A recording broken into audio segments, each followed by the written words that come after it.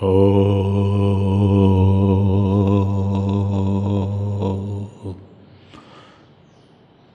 ఓ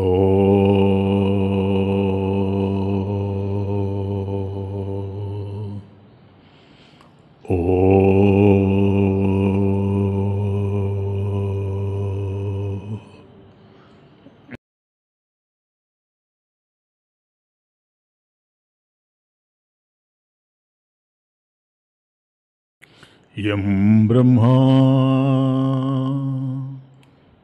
వరుణేంద్రరుద్రవరుతః స్తున్వంతి దివ్యైస్తవైః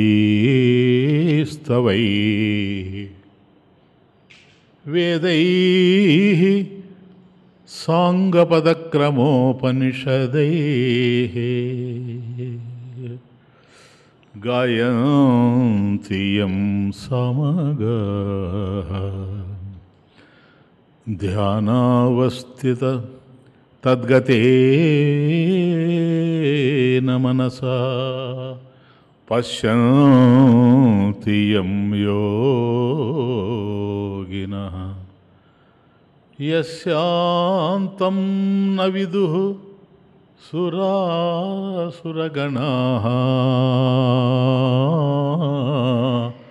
దేవాయ తస్మై నమః. శ్రీరాఘవం దశరథాత్మజం అప్రమేయం సీతాపతిం రఘుకులాన్వయరత్నదీపం ఆజానుబాహుం అరవిందదళాయతాక్షం రామం నిశాచర వినాశకరం నమామి.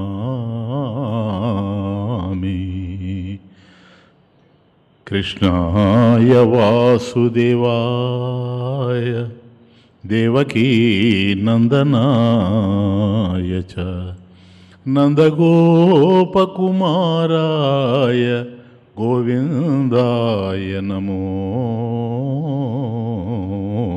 నమః. మనం అనుకున్నది, మనం ఆశించింది జరగాలి అని అనుకుంటూ ఉంటాం. ఏది మనం ఆశిస్తామో అది జరగాలి అనుకుంటూ ఉంటాం. మనకు ఇష్టం లేనిది, మనకు అయిష్టమైంది జరగకూడదు అని కూడా మనం భావిస్తూ ఉంటాం. ఏవైతే మనకిష్టమో అవి జరగాలి, ఏవైతే మనకు అయిష్టమో అవి జరగకూడదు అని కూడా భావిస్తూ ఉంటాం. కానీ నిజ జీవితంలో మనం జరగాలి అని అనుకున్నది జరగకపోవడమే కాక జరగకూడదు అనుకున్నది జరుగుతూ ఉంటుంది. ఇది నిత్య జీవితంలో మనం జరుగుతూ ఉంటాం. ఇలాంటి సమయాల్లోనే పెద్ద హోరు గాలికి చెట్లు ఏ విధంగా అయితే ఊగిపోతూ ఉంటాయో ఆ విధంగా మన మనసు కూడా చెలించిపోతూ ఉంటుంది. ఇక్కడే మనసు రాగద్వేషాలతో ఊగిపోతూ ఉంటుంది. మనకిష్టమైన ఈ రాగం, అయిష్టమైనది ద్వేషం, ఈ రెండింటి మధ్య ఊగిపోతూ ఉంటుంది. కానీ నిత్య జీవితంలో ప్రయత్నించి కొన్ని మనం చేయగలం. అలా ఎన్నో చేస్తూ ఉన్నాం జీవితంలో. అవి జరిగినప్పుడు నేను అనుకున్నది సాధించగలిగాను అని కూడా అభిప్రాయపడుతూ ఉంటాం. కాబట్టి ప్రయత్నం ద్వారా మనం కొన్ని సాధించగలం జీవితంలో. కానీ ఎంత ప్రయత్నం చేసినా జీవితంలో కొన్ని సాధించలేం. అవన్నీ కూడాను మనకు ఏదోగా మిగిలిపోయి ఉంటాయి, జీవితంలో నిరాశలుగా మిగిలిపోయి ఉంటాయి. ఇవన్నీ వాస్తవాలు. వీటిని ఉన్నట్లుగా అంటే యథాతథంగా అంగీకరించగలిగాము అని అంటే అప్పుడే మన మనసు కుదుట పడుతుంది. సమస్యలు కూడా సమసిపోతాయి. అనుకున్నవి జరగచ్చు, జరగకపోవచ్చు. చిన్నప్పుడే ఏవేవో చదవాలనుకున్నాం, కానీ వేరేటి చదివాం. ఇవేవో ఉద్యోగాలు చేయాలనుకున్నాం, వేరే ఉద్యోగాలు చేసాం. ఎవరెవరినో ప్రేమించాం, పెళ్ళిళ్ళు చేసుకోవాలనుకున్నాం, జరగల. ఎందుకని? మన ప్రయత్నాలు ఒకవైపు నడుస్తూ ఉంటాయి, కానీ జరిగేవి మరొక వైపు జరిగిపోతూ ఉంటాయి. కాబట్టి జీవితంలో ఇవన్నీ అనివార్యాలు, వీటిని నివారించడానికి అవకాశం లేదు అని అర్థం. కాబట్టి జీవితంలో అనివార్యాలేవో వాటిని గుర్తించి వాటిని అంగీకరించడం మనం అలవాటు చేసుకోవాలి ఎప్పుడు కూడా. ఎందుకంటే ఇది తప్పనిసరి. జీవితంలో ఉండేవి ఉంటే ఉండనివ్వండి, సరేనా? అవి వ్యక్తులు కావచ్చు, విషయాలు కావచ్చు, వస్తువులు కావచ్చు, ఏవైనా కావచ్చు. ఉండేవి ఉంటే ఉండనివ్వండి, పోయేవి పోతే పోనివ్వండి. కాబట్టి ఉండాలనుకున్నవి ఉండకపోయినా మనం బాధపడతాం, సరేనా? పోవాలనుకున్నవి పోకపోయినా బాధపడతాం, కానీ అది కాదు నేను చెప్పేది. కాబట్టి ఉండటానికి వచ్చినవి పొమ్మన్నా పోవటానికి ఉన్నవి ఉండమన్నా ఉండవు. ఇవి నిత్య జీవితంలో జరుగుతూ ఉంటాయి. కానీ నీవు నీలో నీతో ఉంటేనే నీకు సుఖం, ఆనందం, ప్రశాంతత. అంతే. ఏవి ఉండినా ఏవి లేకపోయినా, ఈరోజు ఉన్నవి రేపు లేకుండా పోవచ్చు. ఈరోజు ఉండి సుఖపెట్టినవి రేపు ఉండి దుఃఖపెట్టచ్చు. ఈరోజు ఉండి సుఖపెట్టినవి రేపు ఉండి దుఃఖపెట్టచ్చు. ఇవన్నీ కూడా మన మనసులో నలిచేటువంటి ఆలోచన సరళ మీద ఆధారపడి ఉంటాయి ఇవన్నీ కూడా. కాబట్టి వీటితో కాకుండా ఎప్పుడైతే నువ్వు హాయిగా ఉండాలనుకుంటే నీలో నీతో నీవు ఉంటేనే నిర్మలంగా ఉండగలవు. లోకంలో ఏది ఎందుకు జరుగుతూ ఉందో మనకు తెలియదు, ఇది విషయం. అక్కడే మనం దెబ్బతింటూ ఉంటాం. ఎందుకు తెలియదు అంటే మన జ్ఞానం పరిమితం sir. We are limited in knowledge. కాబట్టి జ్ఞానంలో మనం పరిమితులంగా ఉన్నాం కనుక పరిమితమైనటువంటి మనసు ఇంత అనంతమైనటువంటి విశ్వాన్ని అర్థం చేసుకునే అవకాశం లేదు. కాబట్టి ఏవి ఎందుకు జరుగుతూ ఉన్నాయో, ఎలా జరుగుతూ ఉన్నాయో, ఏవి ఎలా మార్పు చెందుతూ ఉంటాయో, ఇలా పరిణామం చెందడానికి కారణాలేమిటో ఇవన్నీ మనం ఊహించలే. ఏది తెలియదు, ఏది తెలియదు లోకంలో, ఏది తెలియదు లోకంలో, ఎవరు మిగలరు. ఏది తెలియదు లోకంలో, ఎవరు మిగలరు.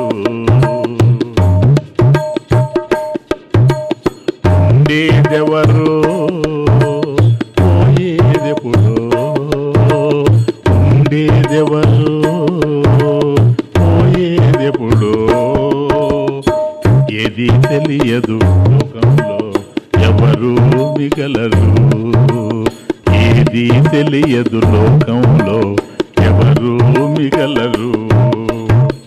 ఉన్నది లేనిది కానిది అయినది, ఉన్నది లేనిది కానిది అయినది, రంగుల జగతి ఎవరికి తెలుసు. ఉన్నది లేనిది కానిది అయినది, రంగుల జగతి ఎవరికి తెలుసు. ఏది తెలియదు లోకంలో, ఎవరు మిగలరు. ఏది తెలియదు లోకంలో, ఎవరు మిగలరు. అయోధ్య పీఠము ఎక్కేనాడు అడవులకే గుట ఏమిటో.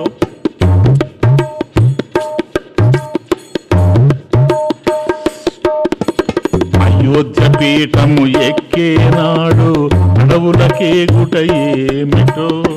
పరమశివునికి పాలకడలిలో విషపానీయము ఎందులకో.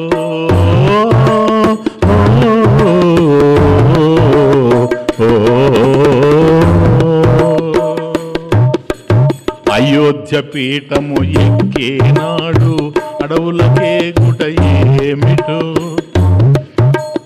పరమశివునికి పాలకడలిలో విషపానీయము ఎందులకు. ఆ ఆరాటాలు పోరాటాలు ఎందులకో ఉబలాటాలు,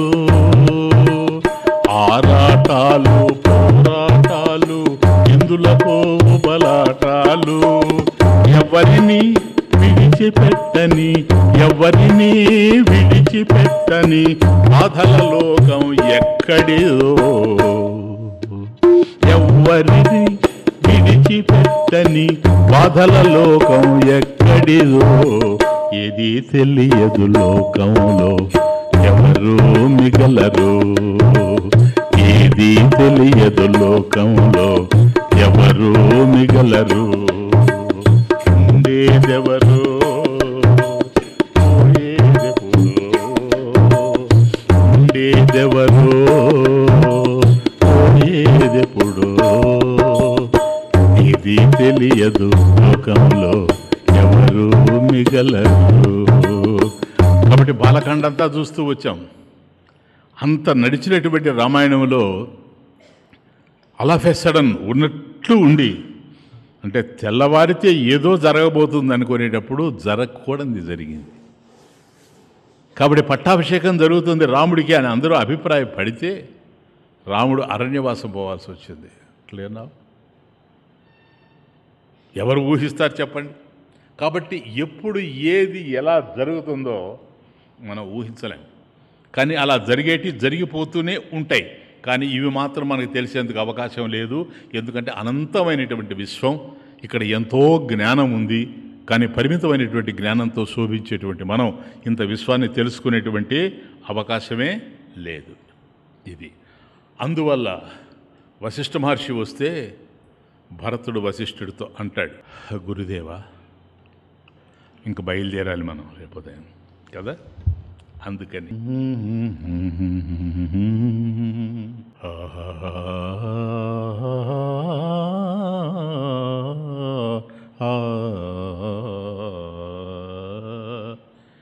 యద్ది మాతా కృతం పాపం, యద్ది మాతా కృతం పాపం నాహం తదపి రోచయే.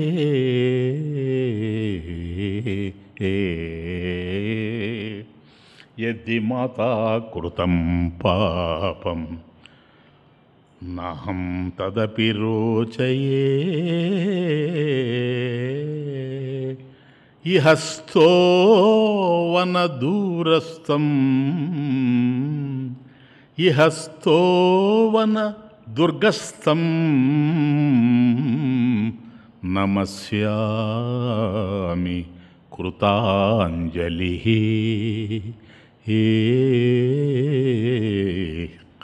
వశిష్ఠ మహర్షి దగ్గర చేతులు కట్టుకొని చెబుతూ ఉన్నాడు భరతుడు. ఏమని? యద్ది మాతా కృతం పాపం, నా తల్లి ఏ పాపాన్నైతే చేసిందో, ఇక్కడ మీ కళ్ళ ముందే ఏ పాపం అయితే ఆవిడ ఆచరించడం జరిగిందో, యద్ది మాతా కృతం పాపం నాహం తదపి రోచయే. తదపి అహం రోచయే నా. ఆమె ఏదైతే చేసిందో, మా తల్లి చేసినటువంటి పాప కార్యాన్ని నేను అంగీకరించను. అంటే రాముడు 14 సంవత్సరాలు అరణ్యవాసం పోయి నేను ఈ రాజ్యాన్ని పరిపాలించాలని నా తండ్రిని ఏ వరమైతే కోరిందో, నరోచయే అహం, నేను దాన్ని ఇష్టపడను, అంగీకరించను.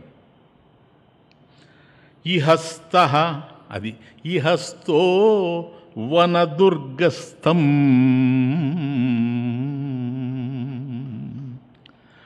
వనదుర్గస్థం అంటే వనములో అరణ్యములో ఉండేటువంటి మా అన్నకి ఇహస్థ, ఇక్కడ ఉండేటువంటి నేను, ఇహ ఇక్కడ, స్థహ ఉండేటువంటి నేను. కాబట్టి అన్న నేను ప్రాణ సమానంగా ఉండినా ఆయనేమో అరణ్యంలో ఉన్నాడు, నేనేమో ఇక్కడున్నా. ఇహస్థ వనదుర్గస్థం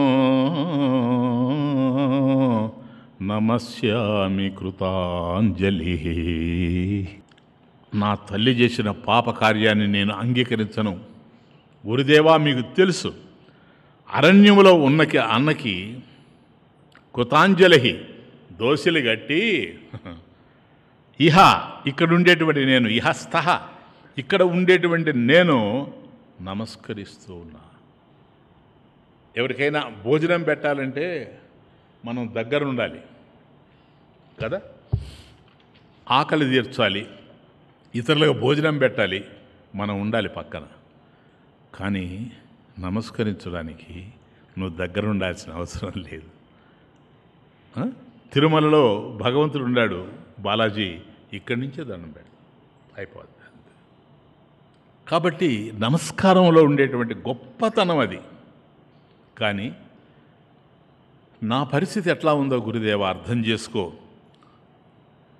యది సత్యం బ్రవీమి, యది సత్యం బ్రవీమి ఏతత్ అసత్యం భవిష్యతి. నేను పలికేది సత్యమే, నేను సత్యాన్నే మాట్లాడుతూ ఉన్నా, అసత్యం నేనేం పలకడం లేదు. కానీ నేను ఎంత సత్యం చెప్పినా అందరికీ అది అసత్యంగా గోచరిస్తూ ఉంది. ఏం చేసేది? అన్న అరణ్యానికి పోవాలి అనేది నా అభిమతం కాదు. నేను ఈ రాజ్యాన్ని పరిపాలించనేది నాకు లేనే లేదు. నేను యథాజిత్తు కోసం వెళ్ళున్నాను. ఏదో మా మేనమామ ఇంటికి పోయి ఉన్నాను నేను. ఈ లోపల ఇదంతా జరిగిపోయింది. ఇదంతా నాకు ఏమీ తెలియదు, ఎక్కడ కూడా ఏమీ తెలియదు. నాకు ఈ పాపానికి నాకు సంబంధం లేదు. ఆమె ఆచరించినటువంటి ఆ పాపంలో నేనేమి ఆనందంగా ఏది పంచుకునేటువంటి అవకాశం అసలే లేదు. ఏది సత్యం బ్రవీమి, ఇది నేను సత్యం చెప్తూ ఉన్నా, కానీ నమ్మడం లేదే లోకం. లోకం దాన్ని అసత్యంగా భావిస్తూ ఉంది. అందువల్ల నేను చేయగలిగేది ఏమీ లేదు కనుక నమస్యామి. నమస్య అంటే నమస్కారం. నమస్యామి, నేను అన్నకి నమస్కరిస్తూ ఉన్నా, అంతకన్నా ఏమీ చేయలేకపోతూ ఉన్నా. ఎందుకంటే నమస్కారం ఎత్తుకోవడం. ఇక్కడ నమః ఇది ద్వే అక్షరే. ఇది ఒక అందమైనటువంటి పదం నమః అనేది. నమః అంటే నమస్కారం. నమ ఇతి ద్వే అక్షరే అన్నది శాస్త్రం. నమః అనేది ఒక పదం కాదు, it is not a word. పదం కాదు, 2 లెటర్స్. నమ ఇతి ద్వే అక్షరే. ఇది 2 అక్షరాలతో ఉంది అని శాస్త్రం చెప్తూ ఉంది. అది ఒకటి కాదు అని. అంటే మహా, నా మహా కదా, మహా అంటే నా కొరకు, నహ కాదు అని అర్థం. మహా నా కొరకు, నహ కాదు అని అర్థం. ఇప్పుడేంటి చెప్పండి? నమః అంటే మనం అంటాం నమః అంటే నమస్కారం అని. ఇక్కడ నమః అంటే అర్థం ఏమని వస్తుందంటే నా కొరకు కాదు అని అర్థం. ఇంకా ఆలోచిస్తే నా కొరకు కాదు అంటే నీ కొరకు అనేది నిగూఢార్థం. నా కొరకు కాదంటే ఎవరి కొరకు అని పడుతుంది ప్రశ్న. కాబట్టి నా కొరకు కాదు అన్నా, నీ కొరకు. ఈ రాజ్యం నాకు కావాలని మా తల్లి పాపభూయిష్టమైనటువంటి ఆలోచన చేసినా ఇది నా కోసం కాదు, నీ కోసమే అని నిగూఢార్థం. ఇక్కడ ప్లీజ్ అయోధ్యకాండలో ముఖ్యంగా భరతుడు ఇక్కడ భక్తుడయ్యాడు. మామూలు భక్తుడు కాదు, వందన భక్తుడు. భరతుడు వందన భక్తుడు. కాబట్టి భోజనం పెట్టాలంటే నువ్వు దగ్గర ఉండాలి, కానీ నమస్కారం పెట్టడానికి నువ్వు ఎక్కడి నుంచైనా పెట్టచ్చు. అర్థమవుతుంది? కాబట్టి మనం ఇక్కడ నమస్కారం పెట్టినా భగవంతుడికి అందుతూనే ఉంది. అందుకని వందన భక్తుడు అయ్యాడు. అంటే భగవంతునితోనే జీవనం. మరి ఈ రాజ్యం ఇది రాముడిదే ఈ రాజ్యం. కాబట్టి వందన భక్తుడు అక్కడి నుంచి ప్రారంభమైంది. ఏది? భరతుడి నుంచి ప్రారంభమయ్యి ఈరోజు కూడా వందన భక్తి నడుస్తూనే ఉంది. ఎంత చెప్పినా దాని గురించి తని వందనం, నమస్కారం, నమస్కారం అద్భుతమైనటువంటి విషయం. దీన్ని చల్లని సహనంతో శహనరాగంలో త్యాగరాజస్వామి అక్కడి వరకు వస్తానే ఉంది అది. అసలు ఆ వందనంతోనే మొదలుపెట్టాడు త్యాగరాజస్వామి తమాషా. అంటే చల్లని సహనం, శహన రాగం. ఈ రాగం శహన రాగం, పాట మీకు తెలిసి ఉంటుంది. ఈ రాగం ఎంతమందికి తెలుసున్నా తెలియదు.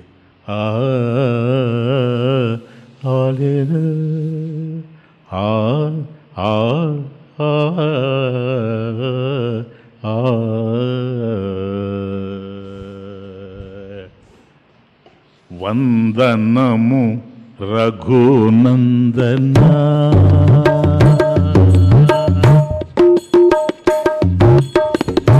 వందనము రఘునందనా, వందనము రఘునందనా, సేతుబంధన భక్త చందన రామ, వందనము రఘునందనా, సేతుబంధన భక్త చందన రామ, వందనము రఘునందనా. క్షేమము దివ్యధామము, క్షేమము దివ్యధామము, నిత్యనేమము రామ నామము రామ.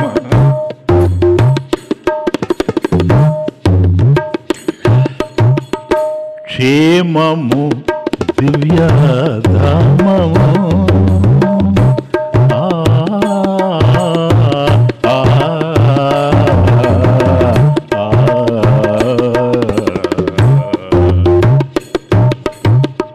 క్షేమము దివ్యధామము, క్షేమము దివ్యధామము, నిత్యనేమము రామ నామము రామ, వందనము రఘునందనా,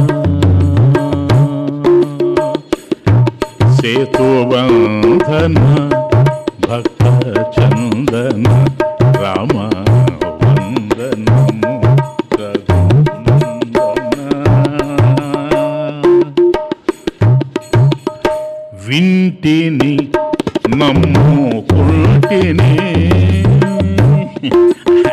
ఆయన కథ అంతా విన్న తర్వాత ఏం చేస్తాం నమ్మక. వింటిని నమ్ముకుంటిని, వింటిని నమ్ముకుంటిని, శరణిని రమ్మంటిని రామ. అంతే, సరేనా? ఇక్కడ త్యాగరాజస్వామి హృదయంలో భరతుడు కూడా ఉన్నాడు. ఎందుకంటే ఇప్పుడు పోయి రా అంటాడు కదా అయోధ్యకి. అది అడ వింటిని నమ్ముకుంటిని, శరణంటిని రమ్మంటిని, వందనము రఘునందనా, సేతుబంధన భక్త చందన రామ, వందనము రఘునందనా.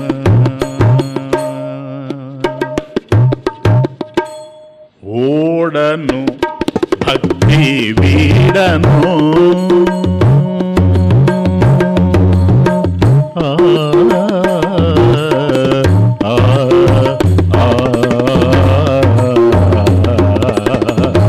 ఓడను భక్తి వీడను, నొరుల వేడను,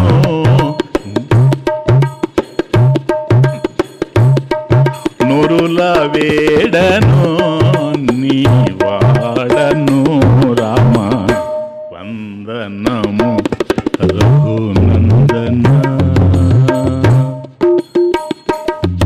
సేతుబంధన భక్త చందన రామ, వందనము రఘునందనా.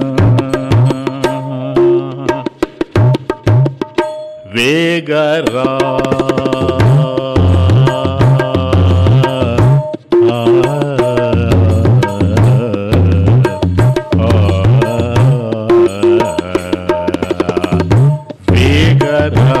కరుణా సాగరా వేగరా కరుణా సాగరా శ్రీ త్యాగరాజుని హృదయాగరా రామ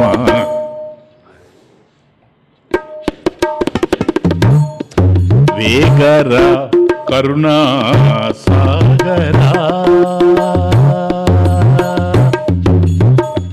వేగరా కరుణా సాగరా శ్రీ త్యాగరాజుని దయాగరా రామ వందనము రఘునందన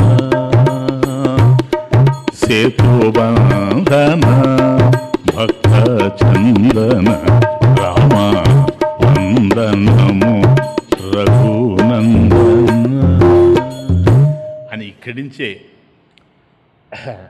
రాముడికి నమస్కరించి వేలాది మంది అయోధ్యావాసులతో పండితులతో ముగ్గురు తల్లులతో బంధువులతో అందరితో కలిసి అరణ్యానికి బయలుదేరాడు భరతుడు రాముడి కోసం. అక్కడికి పోయిన తర్వాత ఆ ప్రదేశాన్ని చూచి ఆగిపోయాడు. అందరూ ముందుకు పోతున్నారు, రాముడు భరతుడు ముందుకు పోవడం లేదు. ఎందుకని ఏమో ఆయనకే తెలియాలి. వశిష్ఠుడు దగ్గరే ఉన్నాడు. ఏంది ఇదని? ఆ ఎక్స్టసీ, ఒక పారవశ్యం. ఎందుకని ఈ అరణ్యంలో అన్న తిరిగాడు. అన్న పరమ పవిత్ర పాదాలు ఇదంతా నడిచాడు ఇక్కడ కదా. ఆయన పాద పద్మాలు ఇక్కడ పడ్డాయి. ఆయన వనములో సంచరించాడు అని అక్కడక్కడే పడి, కానీ భరతుడికి తెలుస్తూ ఉండాయట, ఇవి ఎవరివి కాదు ఈ పాదాలు, ఇవి మాత్రం పాదముద్రలు మా అన్నయ్యే చూడండి అని వాటి మీద పడుకొని ఏడుస్తాడట. ఆ మట్టి తీసుకొని తల మీద చల్లుకుంటాడట. కొంత దూరం పోయేటప్పటికీ అది చిత్రకూట పర్వతం ఆడ కనపడతా ఉంది. చూచాడు, పైన ఒక కుటీరం ఉంది. ఆ దానికి దగ్గరలోనే ఒక చిన్న కుటీరం కూడా ఉంది. అర్థమైపోయింది, ఆ పెద్ద కుటీరం మా అన్న వదినలు ఉంటారేమో. ఆ చిన్న కుటీరంలో సేవ చేసేటువంటి భాగ్యవంతుడు నా సోదరుడు లక్ష్మణస్వామి ఉంటాడేమో అని అనుకొని అప్పుడు వశిష్ఠుడితో అంటాడు, గురుదేవా మీరు ఎలాగైనా అమ్మ వాళ్ళని తీసుకొని మీరు రండి పైకి. అర్థమైపోతూ ఉంది అక్కడ ఉన్నాడు. ఎందుకని ఆయన పాదముద్రలు ఇక్కడ కనపడ్డాయి. అక్కడ చూస్తే ఆయన యొక్క కుటీరం కూడా కనపడతా ఉంది. మీరు అమ్మ వాళ్ళని తీసుకొని మెల్లగా రండి అని సుమంత్రుని తీసుకొని శత్రుఘ్నుని తీసుకొని చకచక పోతా ఉన్నాడట. ఎందుకని రాముడు దర్శనం అవుతాడు. తీరా దగ్గరకు వచ్చేటప్పటికి అల్లంత దూరాన వీరాసనంలో రాముడు కూర్చొని ఉన్నాడు. కాలు మీద కాలు వేసుకొని కూర్చొని ఉన్నాడు. చూచాడు. అక్కడికే హృదయం ద్రవించిపోయింది భరతుడికి. అంటాడు, అయోధ్యలో మహారాజుగా శోభించవలసినటువంటి మా తండ్రి మా అన్న ఇక్కడ ఆశ్రమంలో మహర్షిలా ఆసీనుడై ఉన్నాడు. అక్కడ మహారాజులా ఉండాల్సిన వాడు ఇక్కడ మహర్షిలాగా నాకు కనపడుతూ ఉన్నాడు. అక్కడ పట్టు బట్టలతో శోభించేటువంటి రాముడు ఇక్కడ జింక చర్మాన్ని ధరించి సామాన్యుల్లో కనపడుతూ ఉన్నాడు. ఇదంతా ఎందువల్ల జరిగింది? ఎవరి కోసం జరిగింది? ఇదంతా నా వల్లనే జరిగింది. లేకపోతే మా అన్నకి ఈ బాధలేంటి? ఎటువంటి వాడు? సాక్షాత్తు భగవత్ స్వరూపం కదా. ఎందుకు ఆయనకి ఈ బాధలేని వచ్చాయి? నా వల్ల వచ్చాయి. నా వల్ల వచ్చాయి అని అనుకుంటూ దగ్గరగా పోయి ఏడుస్తూ భరతుడు రాముడు పాదాల మీద పడ్డాడు. ఏడుస్తూ పడ్డాడు. ఆయన రామాయణంలో ఉంది, ఆయన పడ్డప్పుడు రాముడు పాదాలు కూడా దొరకలేదు. ఎందుకని? నేల మీద పడిపోయాడు. పడిపోయి ఇట్లా ఇట్లా తడువుకుంటూ ఉన్నాడట. తడువుకుంటూ ఉంటే పాదాలు దొరికాయి. అప్పుడు పాదాలని గట్టిగా పట్టుకున్నాడు. రాముడి కళ్ళమ్మడి నీళ్లు గారుతూ ఉన్నాయి. తమ్ముడిని ఆ పరిస్థితుల్లో చూచి, కానీ ఏం మాట్లాడాలనో అర్థం కాక, కిం తాత వనమాగత, తాత నాయన భరత, కిం వనం ఆగత, ఈ అరణ్యానికి ఎందుకు వచ్చావు నాయన నువ్వు? తానెందుకు వచ్చాడో తెలుసు, నువ్వెందుకు వచ్చావు అనేది ప్రశ్న. కిం వనం ఆగత, ఎందుకు వచ్చావు నాయన నువ్వు అని అడిగితే, అది అడగడమే కాకుండా రాముడు ఎంత జ్ఞానం, దాంతో కూడా ఇంకొక ప్రశ్న కూడా అడిగాడు.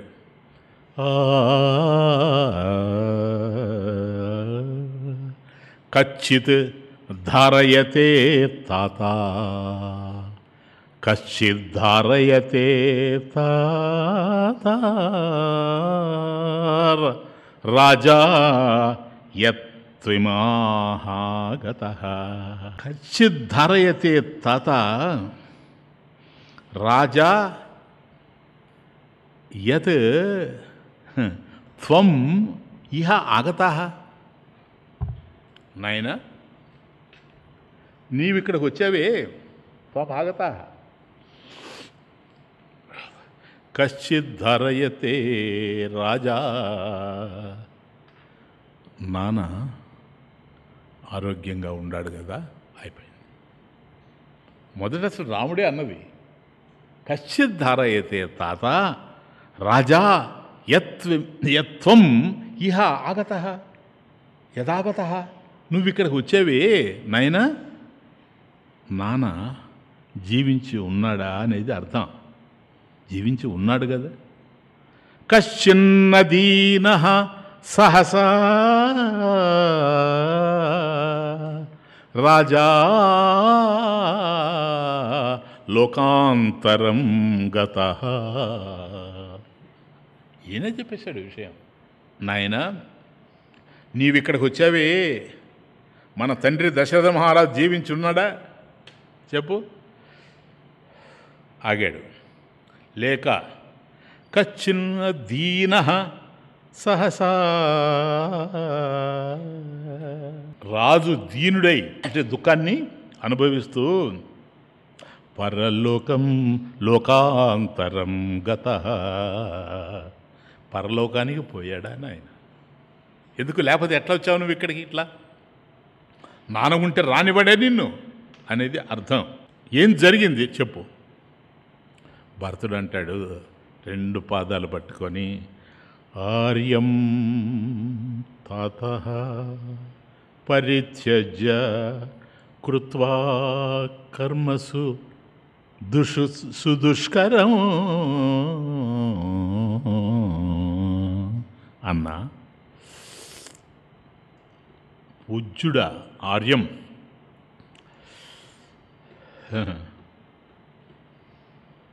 దుష్కరం అంటే చెయ్యకూడనటువంటి పని.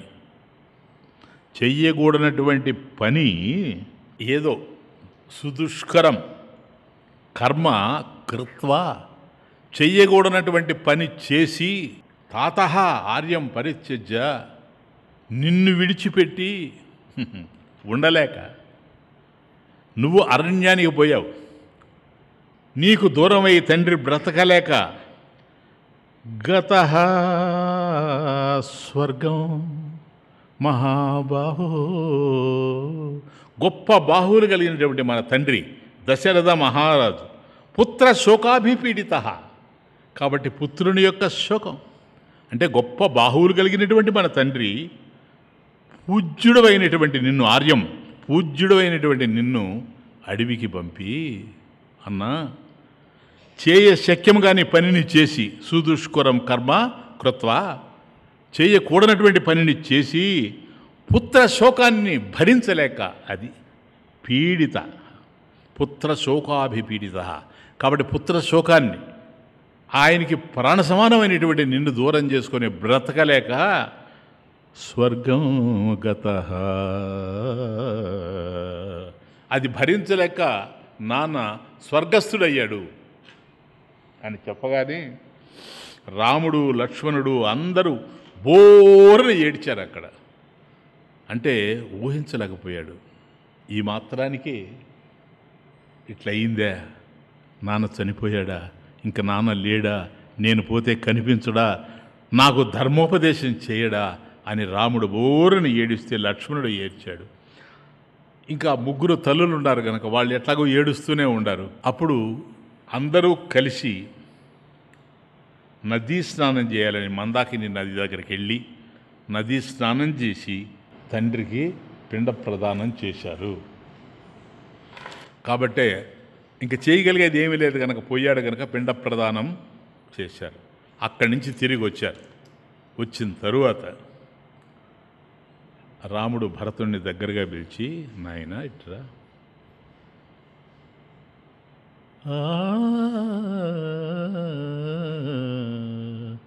కిం నిమిత్తం ఇమం దేశం,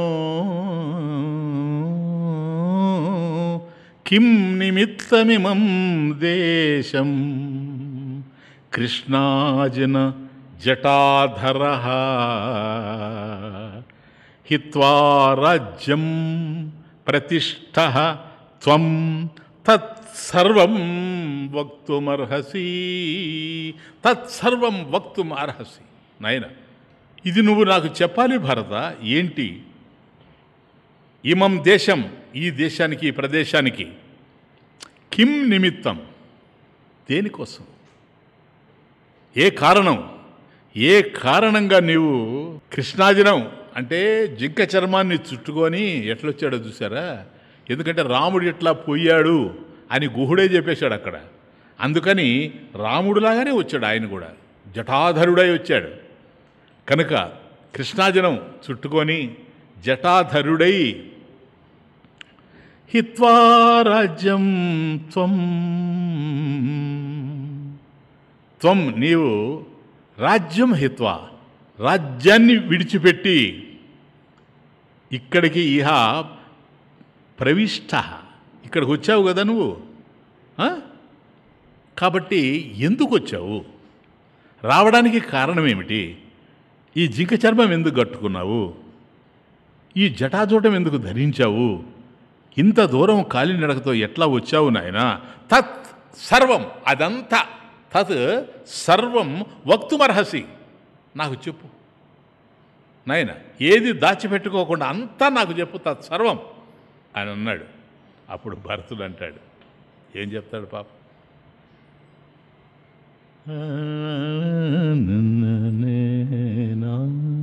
అన్నా ధర్మబంధేన బద్ధోస్మి అన్నా, నా తల్లి పాపకార్యం చేసింది, తేనే మాం నైహ మాతరం, మా అమ్మ పాపకార్యం చేసింది, చెయ్యకూడని పని చేసింది, కానీ ఆమె దండార్హురాలు, నేను ధర్మబద్ధుణ్ణి. అది ధర్మబంధేన బద్ధోస్మి తేనే మాం నేహ మాతరం హన్మి త్రివేణ దండేన దండార్హాం పాపకారిణీం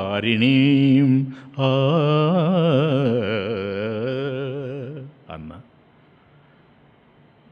ఎవరి గర్భంలో నేను పుట్టానో ఆ నా తల్లి పాపకార్యం చేసింది, ఆమె దండార్హురాలు, శిక్షకి అర్హురాలామె, నేను మాత్రం ధర్మబద్ధుణ్ణి అన్న. నాకు తెలియదు ఈ పాపం ఏది, నేను మేనమామగారి ఇంట్లో ఉన్నాను, నాకు ఎందుకో రమ్మన్నాడు గురుదేవులంటే వచ్చాను, కానీ నాన్న చనిపోయిన విషయం కూడా నాకు తెలుసు, కానీ ఈ ధర్మానికి కట్టుబడి ఉన్నాను కనుక, ధర్మబద్ధుణ్ణి కనుక హన్మిత్రివేణ దండేన దండార్హాం పాపకారిణిం. పాపం చేసిందే అయినా, శిక్షించడానికి అర్హురాలే అయినా నేను ధర్మానికి కట్టుబడి ఉన్నవాడిని గనక ఆమెని చంపలేదు అంటాడు. ఇది ఆమెను చంపడం అనేటువంటి కార్యాన్ని రాముడు అంగీకరించడు. బాగా అర్థం చేసుకోండి. భరతుడు చాలా లోతుగా మాట్లాడతాడు. కాబట్టి రాముడు అంగీకరించినటువంటి, ఆలకించను కూడా ఇష్టపడ్డావు. కైకేయిని చంపడం అనేటువంటిది ఆయన అంగీకరించడు. ఇటువంటి విషయాన్ని తన మాటల్లో బలాన్ని ఇస్తూ ఉండాడు. దేనికి? వాదానికి. ఎందుకని? ధర్మ పరిధిలోనే నేను ఆవిడ వదార్హురాలే అయినా, దండార్హురాలే అయినా ఆవిడని చంపచ్చు నేను. అయినా ఎందుకు చంపలేదంటే ధర్మానికి కట్టుబడి నేను ఆవిడ్ని చంపలేదు. అంటే ఇప్పుడేంటో తెలుసా? ఆ ధర్మానికే కట్టుబడి నిన్ను రమ్మని అడుగుతున్నా. పో, that is the meaning employed. చిన్న విషయం కాదు. కాబట్టి ఆ ధర్మమే. ఎందుకని?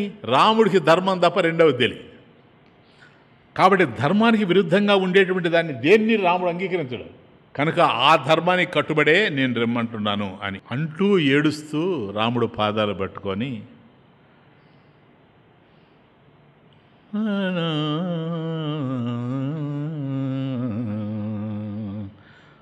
మన్నిమిత్తమిదం దుఃఖం, మన్నిమిత్తం ఇదం దుఃఖం, ప్రాప్తో రామః సుఖోచితః సుఖోచితః. దిగ్జీవితం నృశంసస్య, దిగ్జీవితం నృశంసస్య మమ లోక విగర్హితం అన్నా. సుఖోచితః, ఎప్పుడు సుఖానికి అలవాటు పడినటువంటి వాడు. సుఖోచితః, సుఖ ఉచితః. అన్నకి దుఃఖమే తెలియదు. చిన్నప్పటి నుంచి సుఖంగా జీవించాడు. సుఖోచితః రామః. కాబట్టి సుఖంగా ఉండేటువంటి రాముడు మన్నిమిత్తం, నా కారణంగా ఇదం దుఃఖం ప్రాప్తః, ఈ దుఃఖాన్ని అనుభవిస్తూ ఉండాడంటే దీనికి కారణం నేను. దుఃఖం అనేదే తెలియనటువంటి వాడు, జీవితంలో ఎప్పుడూ ఆనందంగా సుఖంగా బ్రతికినటువంటి వాడు, సుఖోచితః, సుఖానికే అలవాటు పడినటువంటి వాడు ఈరోజు ఇంత దుఃఖాన్ని అనుభవిస్తూ ఉండాడంటే, ఈ మట్టిలో కూర్చొని ఉండాడంటే, ఏదో కాయగూరలు దీన్ని బతుకుతున్నాడు అని అంటే, కృష్ణాజినం కట్టుకొని జీవిస్తున్నాడు అంటే, ఈ దుఃఖం అంతా మా అన్నకి ఎందుకు వచ్చిందంటే మన్నిమిత్తం, మత్కారణం, నేనే కారణం, నా వల్లనే ఇది జరిగింది. దిగ్జీవితం నృశంసస్య మమ లోక విగర్హితం.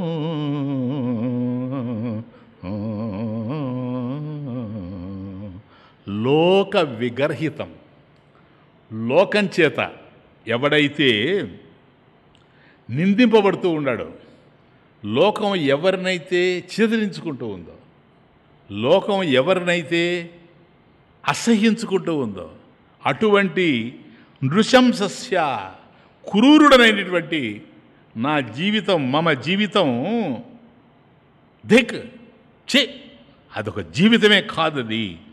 ఎందుకు నా జీవితం? ఎంతో ఆనందంగా ఉన్నటువంటి మా అన్న ఇంత దుఃఖాన్ని అనుభవించడానికి కారణమైన వాడి నిమిత్తం నేను గనక, ఛీ, నాది ఒక బ్రతుక అని ఏడుస్తూ ఉండాడు. అప్పుడు నేరుగా వెళ్ళి అన్న పాదాలు గట్టిగా పట్టుకొని 2 పాదాల మధ్య తలబెట్టి అంటాడు, రాజ్యం ప్రాప్నుహి ధర్మేణ అన్న, రాజ్యం ప్రాప్నుహి ధర్మేణ సకమాన్ సుహృదః కురు. అన్న. రాజ్యాన్ని ధర్మానుసారంగా స్వీకరించు. చూడండి, ఎందుకంటే ధర్మానికి భిన్నమైతే రాముడు అంగీకరించడు అన్న. ఈ రాజ్యాన్ని నువ్వు అంగీకరించాలి, ఎందుకంటే ధర్మానుబద్ధంగా ఉంది కనుక. అందరూ ఇదిగో చూడు, ఎన్ని వేల మంది వచ్చారు అయోధ్య నుంచి. వీళ్ళంతా నీ సుహృదులు. సకామాన్ సుహృద కూరు. వాళ్ళందరి యొక్క కోరికలు తీర్చన్నా, వాళ్ళందరూ ఆనందంగా ఉండేటట్టు చేయి. నువ్వు ఒక్కడివి గనక అంగీకరించావా వీళ్ళందరూ ఆనందపడతారు. ఆ ఒక్క పని నువ్వు చేయన్నా. నేను అంగీకరిస్తే అందరూ దుఃఖపడతారు, నువ్వు అంగీకరిస్తే అందరూ సంతోషపడతారు. కాబట్టి నువ్వు దీన్ని అంగీకరించు అని అంటే, భరతుడిని దగ్గరగా తీసుకొని, భరతుడు ఎంత పుణ్యం చేసుకున్నాడు కదా. రాముడు ఒళ్ళో పడగోబెట్టుకొని తల నిమురుతూ అంటాడు, న దోషం త్వయి పశ్యామి సూక్ష్మమప్యరిసూదన. అరిసూదన, శత్రువును సంహరించేటువంటి నాయన, తమ్ముడు భరత, త్వయి నీలో సూక్ష్మమపి కొద్ది దోషం కూడా, నా దోషం త్వయి పశ్యామి, నీలో నాకు ఇంత తప్పు కూడా కనపడడం లేదు నాయన. ఎందుకు ఏడుస్తున్నావే? నువ్వు చేసిన తప్పే ఉంది. ఏముంది చెప్పండి. పాపం వశిష్ఠుడు పంపించి తీసుకోరండి అన్నప్పుడు కూడా దేనికని అడిగాడు కదా పాపం భటుల్ని. వాళ్ళు మాకు తెలియదు అన్నాడు, ఎందుకంటే వశిష్ఠుడే చెప్పాడు కనుక గురువు. అందుకని నా దోషం త్వయి, త్వయి నీలో దోషం న పశ్యామి, నాకేమీ కనిపించడం లేదు నాయన. సూక్ష్మమపి, కొద్దిగా కూడా నాకేం కనిపించడం లేదు భరత. ఏ కొంచెం కూడా నాకు దోషం కనిపించడం లేదు నాయన. ఏడవబాకు, చెప్తా అని ఓదారుస్తూ,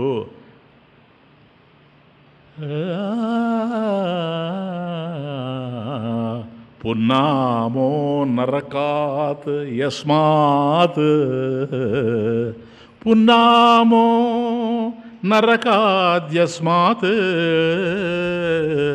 పితరం త్రాయతే సుతః, తస్మాత్ పుత్ర ఇతి ప్రోక్తః, పితॄన్యః పాతి సర్వతః.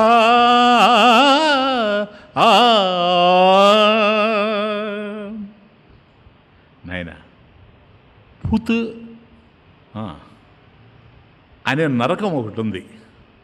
మీరేమని అన్నారు దాన్ని? పున్నామ నరకం నుండి కాపాడేవాడు పుత్రుడని కదా. అసలు అది పుత్, ఆ నరకం పేరు పుత్. కుమారుడు తండ్రిని పుత్ అనే నరకం నుండి కాపాడుతాడు నాయన. పుత్ అనేది ఒక నరకం. సర్వ విధాల పితృదేవతల్ని రక్షిస్తాడు, అందుకని పుత్రుడు అయ్యేది. అందుచేత కుమారునికి పుత్రుడు అనే పేరు వచ్చింది. పున్నామ నరకం నుండి కాపాడేవాడని మనం సెకండ్ ఫామ్లోనే చదువుకుంటాం. అది ఇదే, ఇంకేం లేదు. భరత, మనం ఏం చేయాలి? తండ్రిని ఈ నరకం నుంచి మనం కాపాడాలి నాయన. ఇది మన బాధ్యత.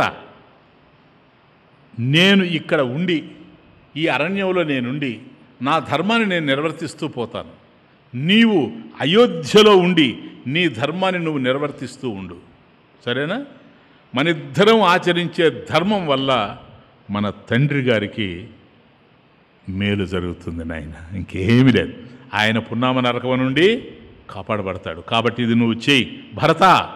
నీవు అయోధ్యకు రాజువి, నేను అరణ్యానికి రాజుని. క్లియర్? నీవు ప్రజల్ని పాలిస్తావు, నేను మృగాలను పాలిస్తాను ఇక్కడ. అంతే. తెల్లని గొడుగు నీకు నీడనిస్తూ ఉంటుంది, దట్టమైనటువంటి చెట్లు నాకు నీడనిస్తూ ఉంటాయి నాయన. శత్రుఘ్నుడు నీకు తోడుగా ఉంటాడు, లక్ష్మణుడు నాకు తోడుగా ఉంటాడు. కాబట్టి మనం నలుగురు పుత్రులము కలిసి తండ్రి మాటను నిలబెట్టాలి. నువ్వు దుఃఖించకు, ఈ సమయం అయిపోతానే 14 సంవత్సరాలు నేను వచ్చేస్తాను, తప్పకుండా వస్తాను అని అక్కడి నుంచి ఏం చేశాడంటే రాముడు రాజధర్మాన్ని బోధించాడు. ఆయన పోయి ఎంత పెద్ద అది ఒక సర్గ అంతా అదే రామాయణంలో.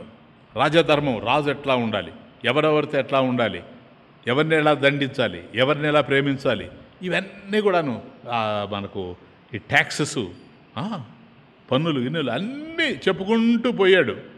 ఇంట్రెస్టే లేదు భరతుడికి. అవి ఏంటని మీకు ఇంట్రెస్ట్ ఉందేమో కానీ భరతుడికి ఇంట్రెస్టే లేదు. ఆయన చెప్తూ ఉన్నాడు, రాజధర్మం బోధించాడు. ధర్మ నీతిని విన్నటువంటి భరతుడు ఆయనంతా బోధించేసిన తర్వాత ఎన్ని శ్లోకాలు నాయన, 70-80 శ్లోకాలు కేవలం రాజధర్మమే. అవన్నీ విన్న తర్వాత అంతా విని అన్నా అని దగ్గరికి వెళ్ళి అన్న చేతులు పట్టుకొని ఒక్క మాట అంటాడు, ధర్మమే లేని నాకు రాజధర్మంతో ఏం పని అన్న, రాజధర్మం నాకెందుకు, అసలు ధర్మానికే పనికిరాను నేను అని అంటూ ఉంటే, రామా హే పురుష శ్రేష్ఠ, నీలాంటి వాళ్ళు ఎవరు ఉండరు. జ్యేష్ఠపుత్రుడే రాజు కావాలి అనేది మన వంశంలో అనాదిగా వస్తున్నటువంటి ధర్మం కదా. పెద్ద కుమారుడే కావాలి రాజు. పెద్దవాడు ఉండగా చిన్నవాడు రాజు కాకూడదు, సరేనా? ఇది ధర్మం. అందుచేత నీవు అయోధ్యకు వచ్చి రాజ్య పట్టాభిషిక్తుడివి కా, నో అదర్ వే. గట్టిగా కూర్చున్నాడు. రా అన్నా, నువ్వు రా, ఇది మన ధర్మం కదా. ఇప్పుడు ధర్మాన్నే కదా నువ్వు ఇంతసేపు బోధించింది. ఆ ధర్మం ఏం చెప్తా ఉంది? కాబట్టి పెద్ద కుమారుడు ఉండేటప్పుడు రెండోవాడు చిన్నవాడు అవ్వడానికి అవకాశం లేదు గనక పురుష శ్రేష్ఠ జ్యేష్ఠపుత్రుడే రాజు కావాలి, కాబట్టి నువ్వు వచ్చేసేయి అని పాదాలు పట్టుకొని కూర్చున్నాడు. రాముడు చూస్తూ ఉన్నాడు, ఎట్లా చెప్పాలరా వీడికి, ఎట్లా కన్విన్స్ చేయాలి వీడిని. దాసజనోద్ధరణకై కంకణ ధారణ చేసి, దాసజనోద్ధరణకై కంకణ ధారణ చేసి జగతినుద్ధరించిన దీన జగన్నాథ. దాసజనోద్ధరణకై కంకణ ధారణ చేసి జగతినుద్ధరించిన దీన జగన్నాథ. నిన్నే నిరమినా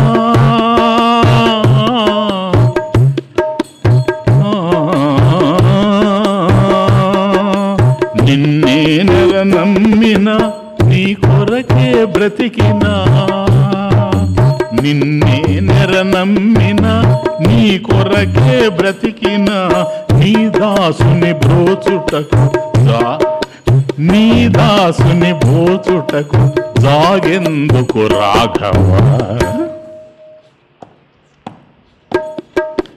దాసజనోద్ధరణకై కంకణ ధారణ చేసి,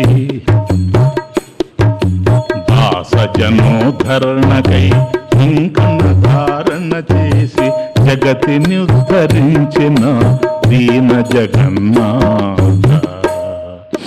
నిన్నే నిరనమ్మినా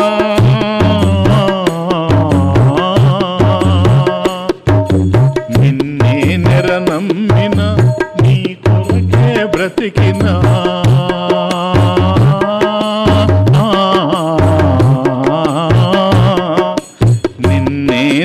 నమ్మిన నీ కొరకే బ్రతికిన నీ దాసుని బ్రోచుటకు సాగెందుకు రాఘవ.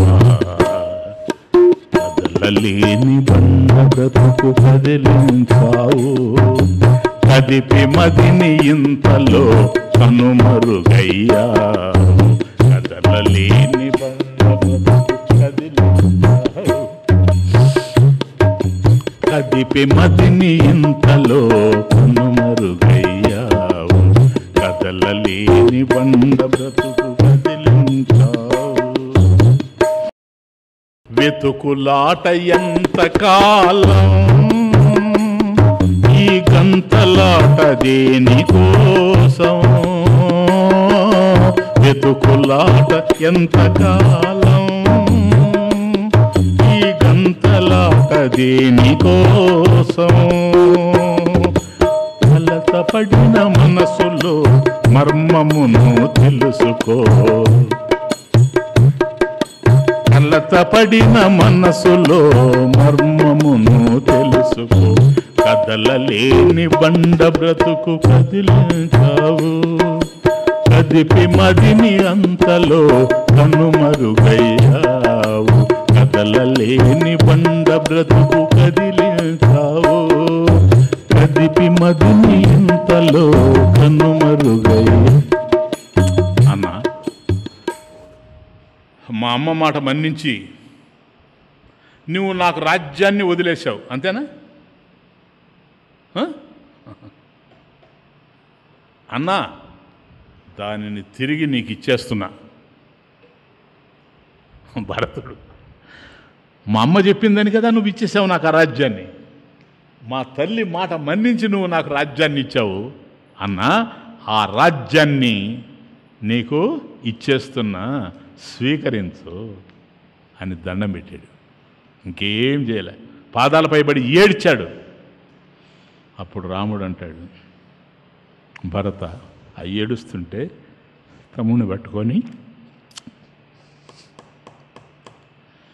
భరత నేను ఏం తప్పు చేశాను నాయన, నీకేం అపకారం చేశాను భరత, నేను నీకేమన్నా అపకారం చేశానా, నన్ను ఎందుకు ఇలా శిక్షిస్తున్నావు నాయన. ఇంకప్పుడు ఆలోచించాడు రాముడు, ఇక్కడ మనం ఎంత ధర్మోపన్యాసాలు చేసినా ఇతన్నేమి మనం కన్విన్స్ చేయలేము అని అనుకొని అప్పుడు ఆలోచించాడు, దేనికైనా వేదాంతమే మార్గం, దీంతోనే మారాలి, ఇంకొక రకంగా కాదు అని అనుకొని అప్పుడు వేదాంతంలో కూడా వైరాగ్యాన్ని ప్రధానంగా తీసుకొని అన్నాడు. ఇక్కడ అద్భుతమైన శ్లోకాలు ఉన్నాయి, మీకు కూడా చాలా తెలుసు, ఎందుకంటే నేను ఉపన్యాసాల్లో చెప్తూ ఉండేవాడిని, కానీ అన్ని ఇప్పుడు చెప్పలేను, అన్నీ ఉన్నాయి, అన్నీ నాకు తెలుసు. భరత సర్వే క్షయంతాః నిచయాః, సర్వే క్షయంతాః నిచయాః, పతనాంతా సముచ్రయాః, సంయోగా విప్రయోగాంతాః, మరణాంతం చ జీవితం. అంతే, ఒక్కసారి కదిలించేశాడు అంతే. నాయన సర్వే నిశ్చయాః, సర్వే సమస్తమైనటువంటి నిశ్చయాః, మనం సంపాదించి దాచుకున్నవి ఏవైతే డబ్బు ఉంటుందో ధనం, క్షయంతా అదంతా క్షీణించిపోయేది, ఒకరోజు లేకుండా పోయేది. ఎంతో డబ్బు సంపాదిస్తాం, అదంతా లేకుండా పోతుంది. పతన్నంతాః సముచ్రయాః, సముచ్రయాః, ఏవైతే ఔన్నత్యాలు ఉంటాయో ఈ ప్రపంచంలో, ఇవి నేను సాధించాను, అవి నేను సాధించాను అని అనుకుంటూ ఉంటామో, సముచ్రయాః, అవి పతనాంతాః, ఒకరోజు పతనమైపోతాయి. చివరిలో అంతాః పతన, పతనాంతాః, చివరిలో అవి పతనమైపోతాయి. సంయోగా విప్రయోగాంతాః, సంయోగాః, ఎవరితో మనం కలిసినా ఈ ప్రపంచంలో, విప్రయోగాంతాః, చివరికి ఏం జరుగుతుంది అని అంటే, ఎవరిని కలిసినా ఒకరోజు కలుస్తాం, ఇంకొక రోజు విడిపోతాం. మరణాంతంచ జీవితం, చివరికి జీవితం అంతం ఏమిటి దానికంటే మరణమే. ఇక్కడ ఎన్ని సంపాదించినా, ఎన్ని ఔన్నత్యాలు మనవి అని అనుకున్నా, ఎంతమందిని కలిసినా, ఎన్ని సాధించినా, చివరికి మరణాంతంచ జీవితం అని చూస్తూ ఉన్నాడు.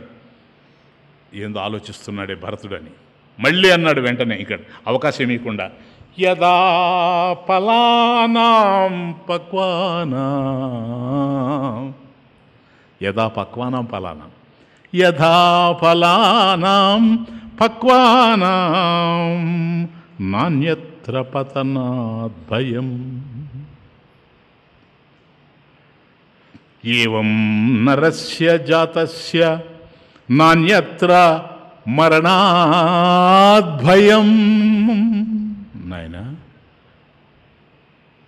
భరత, జాగ్రత్తగా విని చెప్తున్నా. యథా, ఏ విధంగా అయితే పక్వానాం, పండినటువంటి పక్వానికి వచ్చినటువంటి ఫలానాం, పండ్లు ఏవైతే ఉంటాయో వాటికి పతనాత్, అలా బాగా పండిపోయినటువంటి ఆ ఫలాలు పతనాత్, అవి పడిపోతాయి అనే దానికన్నా అన్యత్ర, దానికంటే వేరుగా భయం నా.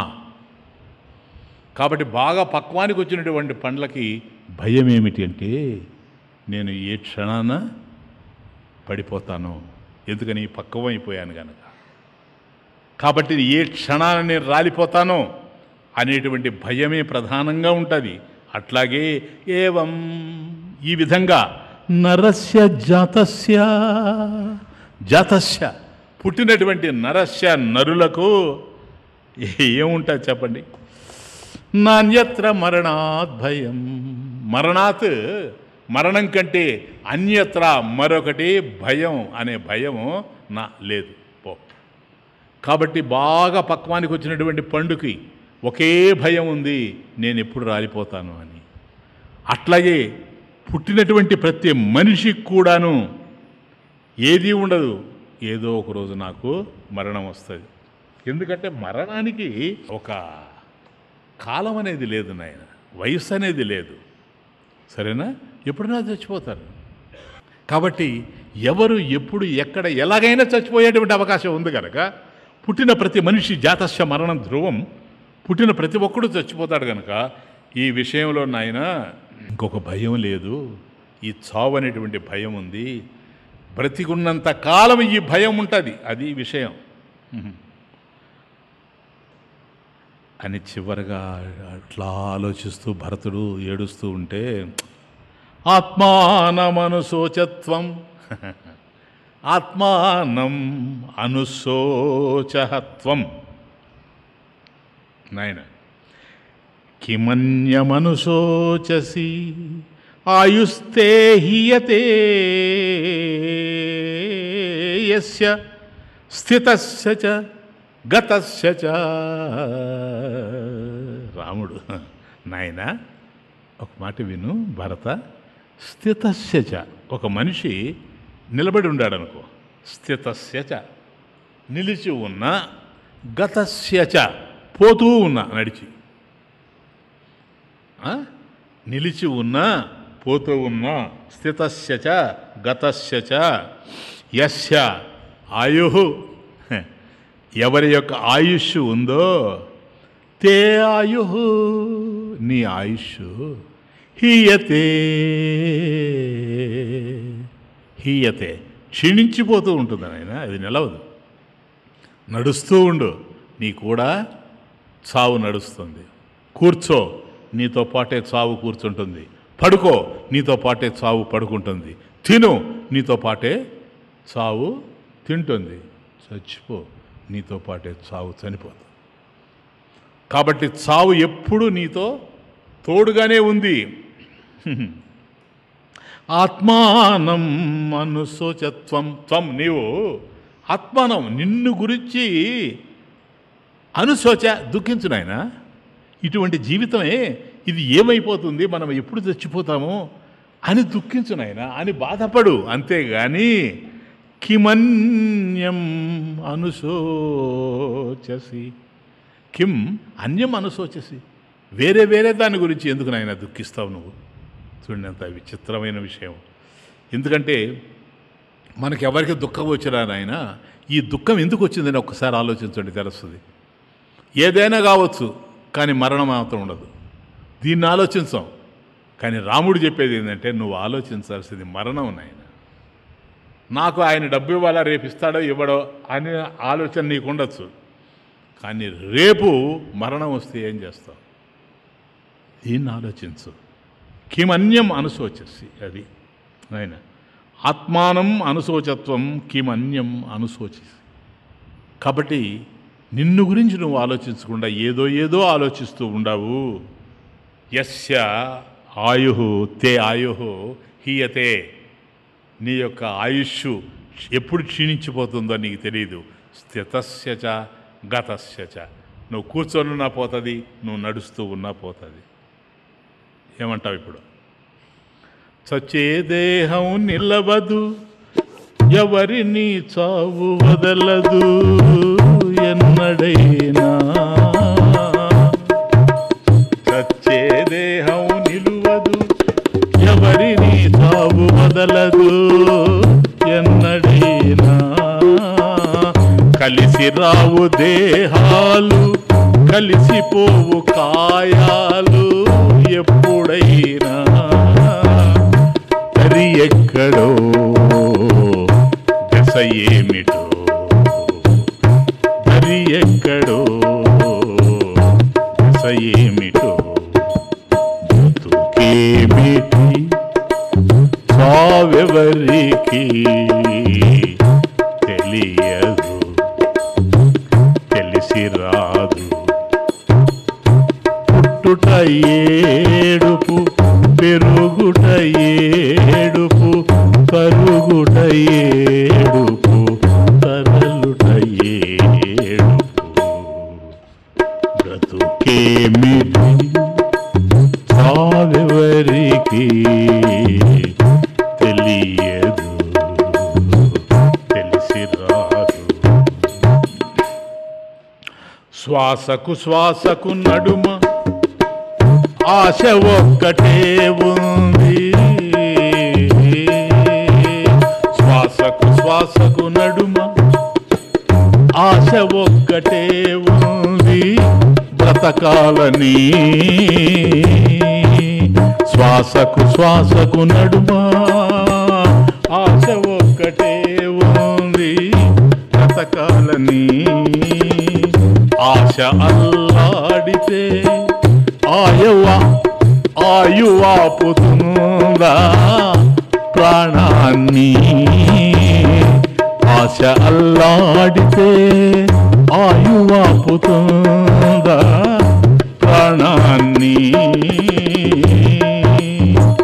మారి తీరదు, తీరు మారదు, మారి తీరదు, తీరు మారదు.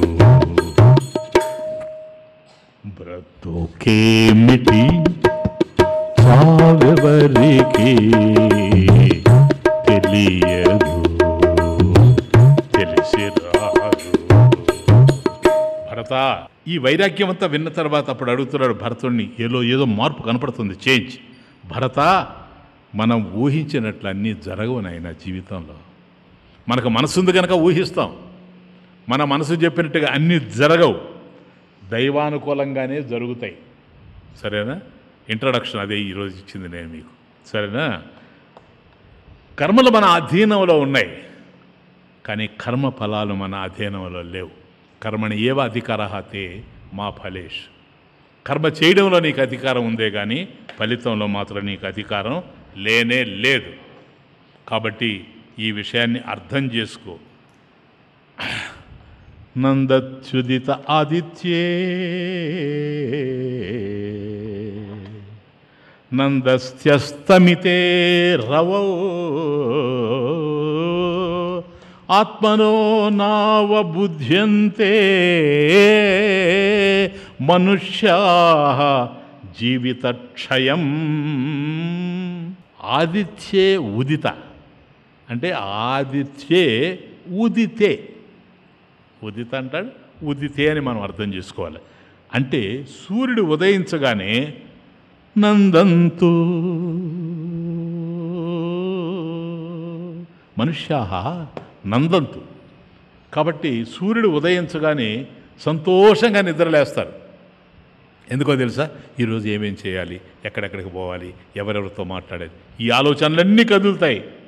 నందస్త్యస్తమితే రవౌ, రవౌ రవి అంటే సూర్యుడు అస్తమించగానే, అస్తమితే నందంతి అప్పుడు కూడా ఆనందపడతారు. ఎందుకని?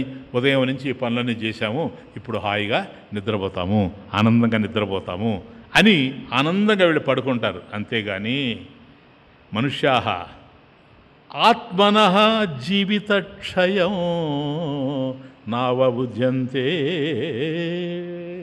మనం చనిపోతాము అనే విషయం పుట్టుకతోనూ నిద్ర లేచినప్పుడు జ్ఞాపకం రాదు, పడుకునేటప్పుడు జ్ఞాపకం రాదు. నిద్ర లేచినప్పుడు ఏమేం చేయాలని ఆలోచిస్తాం, పడుకున్నప్పుడు ఏమేం చేశాం, ఎట్లున్నాం హాయిగా అని ఆలోచిస్తామే కానీ నాయన పడుకున్నవాడు మళ్ళీ లేవకు కూడా పోవచ్చు. నిద్రలోనే ప్రాణాలు పోయే అవకాశాలు కూడా ఉంటాయి. కాబట్టి నాయన ఇది ఉన్నటువంటి విషయం. కాబట్టి అనవసరంగా ఏదేదో ఆలోచించబాకు అని చెబుతూ ఉంటే ఋషులందరూ ముందుకు వచ్చి, భరత, నీకు తండ్రి మీద భక్తి గౌరవాలు కనుక ఉంటే దశరథ మహారాజు విషయంలో రాముడు చెప్పినట్లు చేయి నాయన, ఇంకేం లేదు, ఇంకేం మా వల్ల కూడా కావడం లేదు. ఆయన ధర్మస్వరూపుడు, జ్ఞానస్వరూపుడు, ఆయనతో మనమేం మాట్లాడతాం నాయన? నీకు తండ్రి మీద గనక భక్తి గౌరవాలు ఉంటే రాముడు ఏం చెప్తున్నాడో అది చేయమన్నాడు, అంతే, ఇంకేమీ లేదు. అప్పుడు అన్నవైపు చూచాడు. ఎవరు? భరతుడు. అన్నవైపు చూసి తీవ్రంగా, అంటే ఇంకా రాడేమో అని అనుకున్నప్పుడు రాముడు అంటాడు,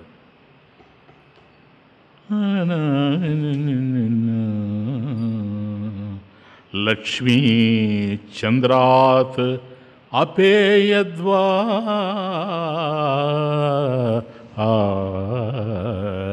లక్ష్మీ చంద్రాత్ అపేయద్వా హిమవాన్ వా హిమం త్యజేత్ అతీయాత్యాగరో వేళా న ప్రతిజ్ఞామహం పితుః. భరత, లక్ష్మీ చంద్రాదపేయద్వా, చంద్రుణ్ణి ప్రకాశం వదిలిపోనిగాక. రాముడు, చంద్రునిలో ఉండేటువంటి ప్రకాశం చంద్రుడికి దూరం అయిపోవుగాక. హిమాలయాన్ని మంచు త్యజించవచ్చుగాక. చంద్రుడిని ప్రకాశం వదిలిపోవుగాక, హిమాలయాన్ని మంచు వదిలిపెట్టి త్యజించిపోవుగాక. అతీయాత్యాగరో వేళా,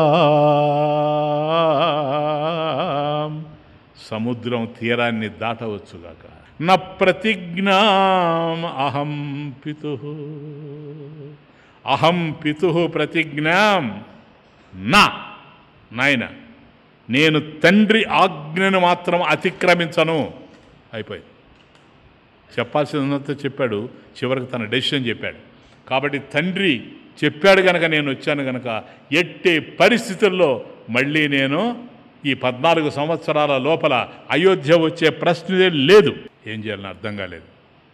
గురువులందరూ చెప్పేశారు, నాయన తండ్రి మీద నీకు భక్తి శ్రద్ధలు ఉంటే అన్న చెప్పినట్టుగా వినని. అప్పుడు అంటాడు భరతుడు, ఆర్య అంటే పూజ్యుడా అన్న, నీ పాదాలు పట్టుకొని చెప్తాడు, ఆయన సంచిలో నుంచి బంగారు పాదుకల్ని తీశాడు. ఎందుకో తెలుసా? మా అన్న అడవిలో మట్టిలో తిరుగుతుంటాడేమో అని బంగారు పాదుకలు తయారు చేసుకొని వచ్చాడు. ఇప్పుడు ఈ పరిస్థితి చూస్తే ఆయన బంగారు పాదుకలు దొరుకునే పరిస్థితిలో ఉన్నాడా? అప్పుడు అవి తీసి అక్కడ పెట్టి, అన్నా ఈ బంగారు సువర్ణ పాదుకల మీద నీ పాదాలు పెట్టన్నా, నీ పాదాలు పెట్టు, పవిత్రమైనటువంటి నీ ఈ పాదుకలే లోకానికి యోగక్షేమాన్ని కల్పిస్తాయి, పెట్టన్నా అన్నాడు. రాముడు పెట్టాడు. వెంటనే ఆ బంగారు పాదుకల్ని తీసి తల మీద పెట్టు.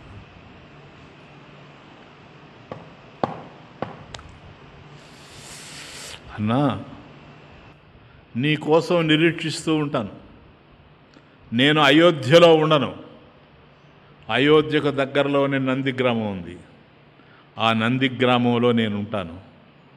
అక్కడ ఒక అందమైనటువంటి సింహాసనం మీద నువ్వు కాలు పెట్టినటువంటి ఈ బంగారు పాదుకల్ని దాని మీద ఉంచుతాను.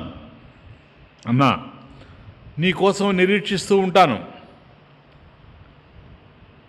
టైం కాగానే 14 సంవత్సరాలు పూర్తి అయినవి అనగానే నువ్వు నాకు దర్శనం ఇవ్వాలి. ఏం జంకడం లేదు, నువ్వు నాకు దర్శనం ఇవ్వాలి. అన్నా, ఒక్క నిమిషం గనక ఆలస్యమైందంటే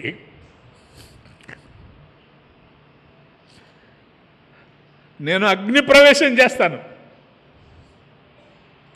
మళ్ళీ నువ్వు చూడడానికి భరతుడు ఉండడన్నా, అగ్ని ప్రవేశం చేస్తాను అని అంటూ ఉన్నాడు. అప్పుడు రాముడు గట్టిగా పట్టుకొని భరతుడిని ముద్దెట్టుకుంటూ ఉంటే